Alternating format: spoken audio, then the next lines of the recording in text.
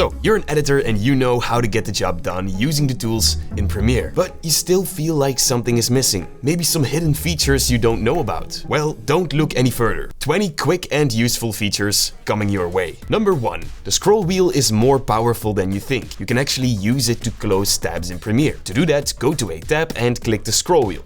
There you go, it's that simple. You can also switch between tabs in Premiere by scrolling over the tabs. Number 2. Auto-scrolling. Scrolling in the timeline can be helpful or painful depending on your editing style. Let me show you. Go to the Edit menu on top and then Preferences. Find the timeline. On the right side you'll find Timeline Playback Scrolling. In the drop-down menu you can see 3 options. One of them is Smooth Scroll. The timeline will now scroll automatically when your video is playing. Yeah, I don't like it. Then for the second option you have Page Scroll. With this one, Premiere will jump in pages when you're playing and this is the default setting. However, I just like to put it on no scroll. That way I have full control of the timeline's behavior. Number 3. Ripple Sequence Markers. So you've set some markers in the timeline to, help you with your editing. Now you start trimming your clip and suddenly you realize that all these markers are now on a different spot. They became useless. To prevent this from happening, go to the Markers menu on top and find Ripple Sequence Markers. Make sure this is checked. Now the markers will also be rippled together with the clips in the timeline. That's amazing. Number 4. Switching places of clips in the timeline. What if you want these 2 clips to switch places? First you gotta move everything out of the way, then you need to drag the clips into the right spot and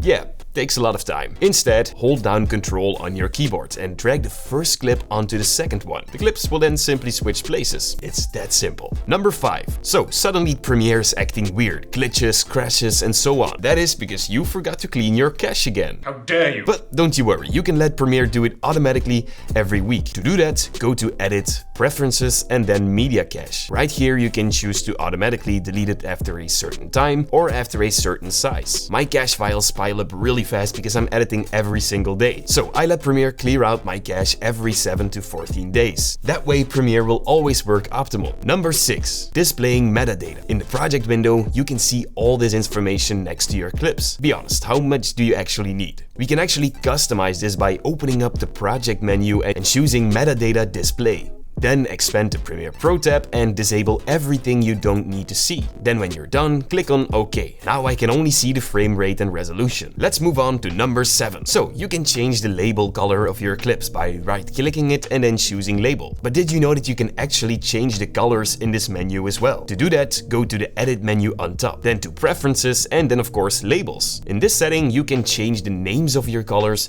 but also the colors as well. When I'm editing these specific Premiere Basics episodes, I always make the studio white and the screen recording black. That way everything like animations, linked comps, music and sound effects will be super visible. Number 8. Automatically transcribing tracks. In Premiere's text window you have the option to transcribe your voice and to turn them into text. But you have to do this manually, unless you know Premiere's secret setting. Premiere has a setting that you can enable so that every time you drag a clip in Premiere, it will start transcribing automatically in the background. Now to enable this, go to the Preferences. Then on the bottom, click Transcription. In this window, make sure automatic transcription is enabled. I like to set my preference to auto-transcribe all imported clips. If you select the second one, only the clips in the timeline will be transcribed. Number 9. Sometimes in the effect controls, it's hard to find back your keyframes because you have so many effects applied. Now to fix that, go to the Filter button on the bottom and choose Show Only Keyframe Properties. Now only the effects with keyframes applied will be shown. That is super useful. Number 10. Downloading videos, music and sound effects all from within Premiere. Let's take a look at this title animation, for example. Simply click the download button and once it's done, you will have an amazing title animation. This plugin is from Storyblocks, by the way, the sponsor of this video. Now, there's much more than just templates. You will find a million high-quality, royalty-free stock assets like these beautiful nature videos, clips of amazing cars, even food videos, literally everything you can imagine. These clips can really enhance the story you're telling to your audience. Oh, and you can get all of that in HD and 4K resolution. Now, we also have our very own page full of videos that we shot for you guys. Most of them are shot in a log profile, that way you have all the control when color grading the footage. Now on other stock websites you need to pay an expensive price per clip that you download, but on Storyblocks 1 monthly fee and you can download as much as you want. I truly recommend it to any creative, so take back creative control with Storyblocks unlimited royalty-free stock library and tools today by going to storyblocks.com/Premiere Basics, or just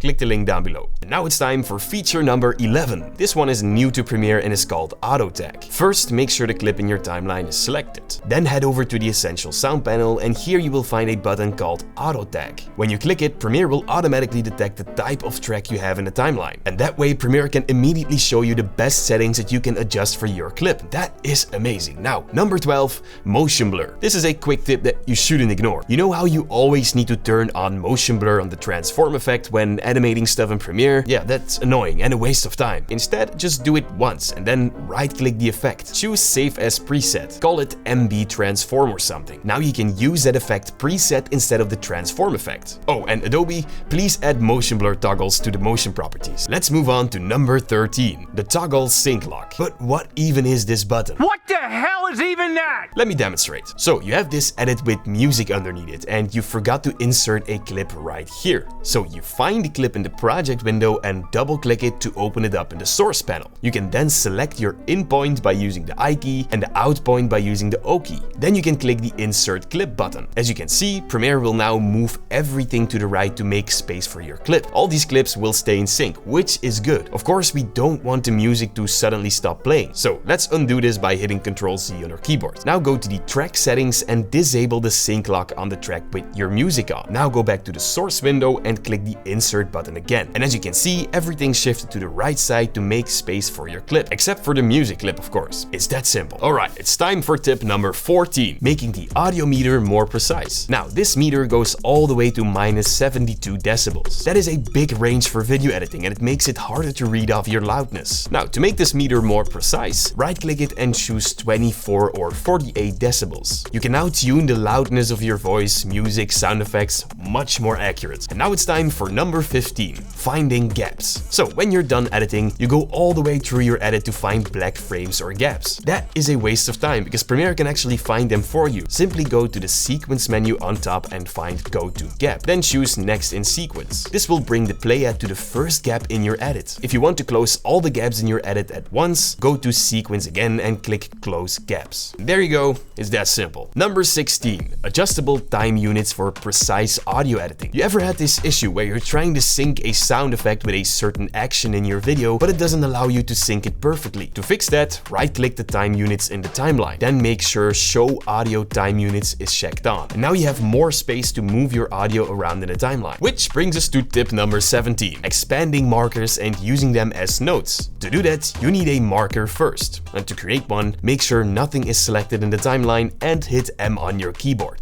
Then to expand it, hold down Alt on your keyboard and drag out the marker. You can now double click it and type in whatever you want. When you're done, click on OK. And there you go, you've got yourself a note. Number 18, copy and pasting attributes. So here you can see two clips. On the first one, a lot of effects and animations are applied. Now I want all of them to be exact on the second clip. Now don't just copy and paste the effects individually. All you need to do is select the first clip and hit Ctrl+C on your keyboard. This will copy the entire clip. Now select the second one and hit Ctrl+Alt+V on your keyboard. In this window, you can choose which effects and properties will be pasted onto the second clip. There you go. Feature 19, disable all effects with one button. That way your playback will be way smoother. First, we need to find the master effects toggle. In the program monitor, click the button editor. You'll find back the effects toggle right here. Now drag it next to the other buttons and then click on OK. You can now use the button to toggle all the effects on or off, which is extremely useful. Now it's time for number 20, adjusting shortcuts to make certain actions easier. For example, nesting a selection of clips like that. To do that, go to the shortcut window and type in nest. Once you found it, click somewhere in the shortcut space. Then press whatever key you prefer. Now, if you think this trick will increase your workflow, the tricks on my left are gonna blow your mind. Thank you guys so much for watching, and as always, stay creative.